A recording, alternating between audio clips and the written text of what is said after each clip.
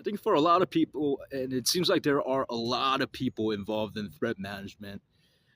I think their day to day more or less just looks like surveil this particular target. But if you're the target, if you're the threat that is being managed, it's actually a lot larger than that. For instance, when I was a student at UCLA, I lived at 743 Levering Avenue. I've talked about this place before. And, I say in the UCLA whistleblower report that I feel like I'm in threat management headquarters, and I don't think I was wrong on that. Literally, my roommates were threat management people, my neighbors were threat management people, everybody was threat management. It's not simply a matter of me being surveilled as part of being threat managed. These people would try to like impart, their ideology onto me. A lot of political correctness talk, a lot of I don't know, just being offended at everything. That was the general tenor of the entire group. I guess because the cop that is managing me subscribes to that kind of ideology, and I guess that's why they are imparting that onto me.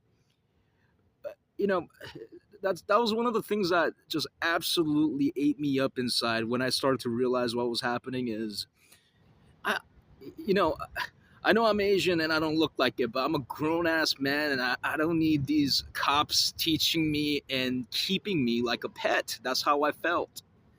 I don't think it's an exaggeration for me to say that I was like virtually segregated, like from the general population. Like I was living with threat management people. I would learn from professors and have classes with people who ended up again being threat management people. I work for a man named Asif Bari, and he doesn't really know what's going on. He's like a stand-in for a different faculty member. This is all smoke and mirrors. Like literally, everybody was threat management people.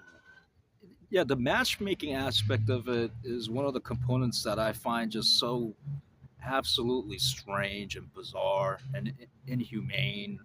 Just like, and when I think back to these women, uh, Mehul Mehta, Talile, Patricia, how possessive they were, how like certain that they were that I should go for them, and they would be offended that I would not go for them. Same deal with the men. Just so much getting hit on by like LGBT threat management unit personnel throughout all of this. The degree to which they had me segregated, it was like I thought I met this postdoc chemist organically on campus. Turned out to be threat management. That I met this master's engineering student. That woman was also threat management. Just like they had me so surrounded and so probed. It's truly insane. Like, why was all of that necessary? Was there ever a crime committed just based on speculation and just like trash talk, gossip that's going around? You did all of that, really? And again, some of the things that they're doing, like trying to matchmake while segregating you. I mean, that's a pretty sizable thing to do to someone. I'm like, I want to get married and have a family and all of that too. And at that juncture in life, they're like doing this. You know what I'm saying? I wanted to now talk about like some of the reasons why I was placed in threat management in the first place. Big part of it. Um, the head of graduate studies over at UCLA's psychology department, Ted Robles. This man, without really even getting to know me, just really did not like me. Why? There's some gossip. some trash talk by faculty from another university looks at me, and I just don't fit the bill of a scholar in his mind, and I think that was a big reason as to why I was just placed into threat management. Um, you know, I guess I've always come from that Berkeley mindset of it's not how you dress or your hobbies that defines what an academic is. It's your academic output, it's your intellect, it's what you can produce. But people don't necessarily think that way. I don't think Ted Robles does. I think he very much has an idea for an academic, and they dress a certain way. They're slight. They talk with a large array of vocabulary. I've always consistently worked out my whole life. It gives me a sense of achievement, makes me feel just emotionally better.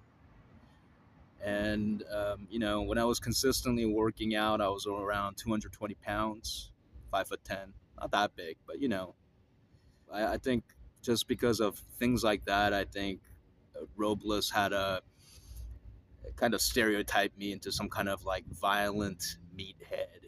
Part of the reason it was so difficult to identify what was exactly happening and who were responsible. I just had very limited interaction with this guy, Ted Robles. Another reason for, I think, the gossip going around about me, all the suspicion, just hate at the fact that I'm an Asian male. You know, hate and suspicion goes together. I often find, and I've certainly been called racial slurs by students, by threat management personnel, and just people in Westwood. It's still around, sadly. Since starting to talk about threat management unit publicly, I've gotten a lot of racial slurs thrown at me, death threats, a lot of being called chink, gook, things like that. To be expected. But the thing that always just really surprised me was how many times I've been called the N word or been called a criminally negligent N word or things of that nature, being thrown fried chicken my way, bananas. Like, well, what's going on with that? Is it because I listen to hip hop? I wasn't sure what was happening with that, but I think I understand now, which is, you know, I don't have the roster of everybody who's threat managed in Los Angeles, but if I had to guess, it's a lot of Black Americans. That's really what is happening here. Another factor into why I think I'm being threat managed and investigated for some of the things that makes me the saddest, makes me feel the trashiest, just bad about myself. I think it's religious hate. I never been shy about my Catholic roots. Um, I'm a Catholic. The church, the priests, the nuns, everybody at the church has been a great boon in my life. I've not had a lot of guiding forces in my life. The church was that for me. Um, Gave me a sense of right and wrong, helped me have confidence in myself, belief in myself. I always tell people that I'm named after Thomas Aquinas, that the father that christened me, thought I was a smart kid and gave me that name, which I've always been proud of. When it was, right for the conversation, I'm always an open book. I would always let people know that of my Catholic heritage. And again, when I think about just some of the hate and suspicion that Catholics get nowadays.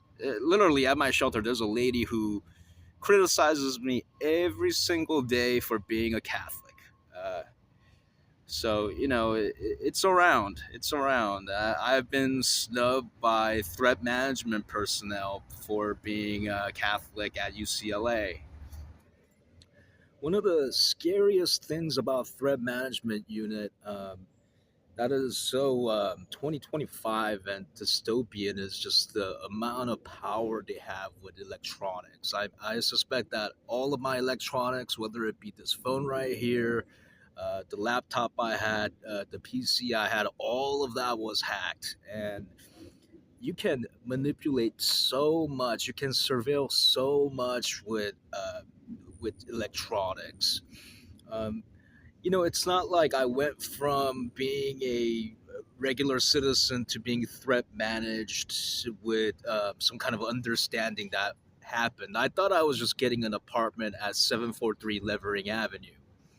Um, I'm pretty sure what they did is because they were surveilling me for some time, they could tell that I had interest in like sci-fi movies, so they decorated 743 Levering that way. And then they boosted the Zillow ad at an opportune time when I was like looking for apartments, and they got me hook, line, and sinker. It's just like I had no idea. I thought I was just getting an apartment.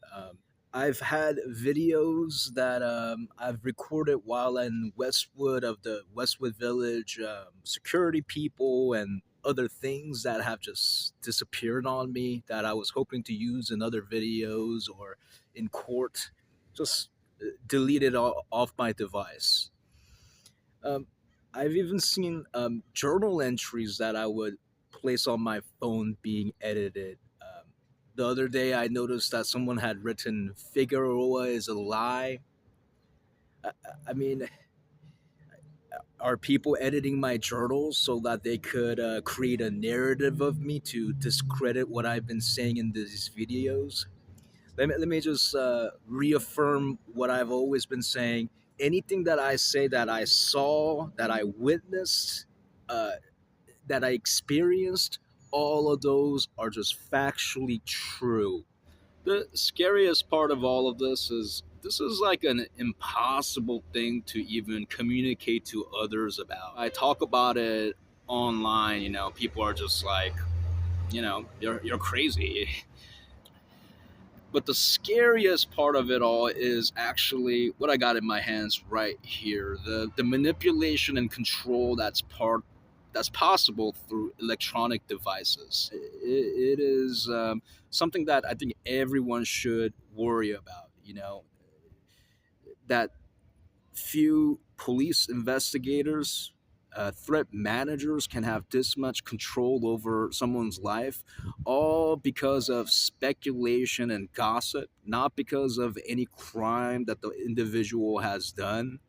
That should worry just about anyone. And I mean, I've already mentioned this in a different video, but some of the things that has been done to me by like threat management personnel, I mean, just pure crime. I mean, I literally got everything that I owned stolen, including my car and all of my documentation. That's why I've been homeless by threat management people. Jeffrey Lippman. Uh, Nothing has happened to them. Why did they do that? I mean, partly I was filming threat management and what they've been doing. I was like recording it, and I'm sure they did not like that. I'm sure that was part of it. And I talked about Figueroa Street, South Figueroa Street. Again, I've been just like straight up beaten up by these people. Again, nothing happens to them. Um, I have faith. I have faith in the good people of Los Angeles. I have faith in God above. Let's get the FBI involved.